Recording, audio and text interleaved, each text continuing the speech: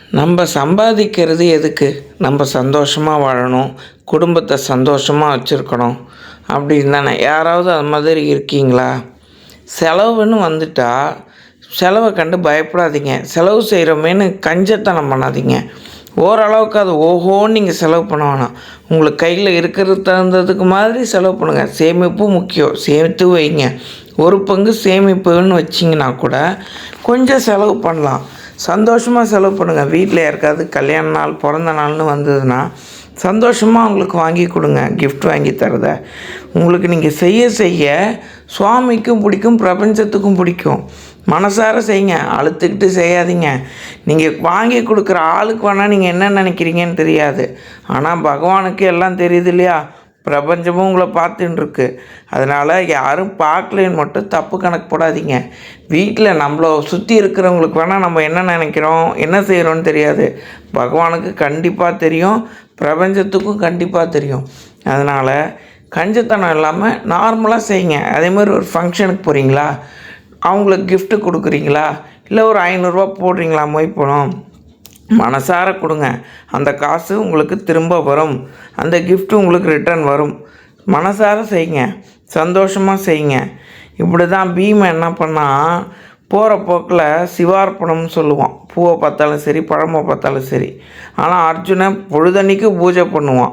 அவன் சிவபெருமானுக்கு ஒரு சின்ன கிண்ணத்தில் போகும். நாள் முழுக்க உட்காண்ட்ருக்கிறவனோட பிரசாதமும் பூவும் ஒரு சின்ன கிண்ணத்தில் போகும். பீமன் கூட கூடையாக போகும். அவன் உட்கார்ந்து பூஜை பண்ண மாட்டான். அதை மாதிரி தான் போகிற போக்கில் பழத்தை பார்த்தா மரத்தில் சிவார்ப்பணம் சொல்லிடுவான், பூவை பார்த்தா சிவார்ப்பணம் சொல்லிடுவான். கூடையாக போகும். நீங்கள் உட்காந்து பூஜை பண்ணணும், புனஸ்காரம் பண்ணணும், அதெல்லாம் அவசியம் இல்லை. நீங்கள் போகிற போக்கில் சுவாமியை நினைங்க, உங்களுக்கு நல்லது நடக்கும், சீக்கிரம் நல்லது நடக்கும். சாப்பிட உட்காடுறீங்களா, கிருஷ்ணார்ப்பணம் சிவார்ப்பணம்னு சொல்லிட்டு அந்த சாப்பாடை நீங்கள் அப்புறம் சாப்பிடுங்க. நீங்கள் எப்போல்லாம் சுவாமியை நினைக்க இவான்னு இல்லை, உங்கள் இஷ்ட தெய்வத்தை கூட நீங்கள் நினைங்க. சூப்பராக ஒர்க் அவுட் ஆகும்.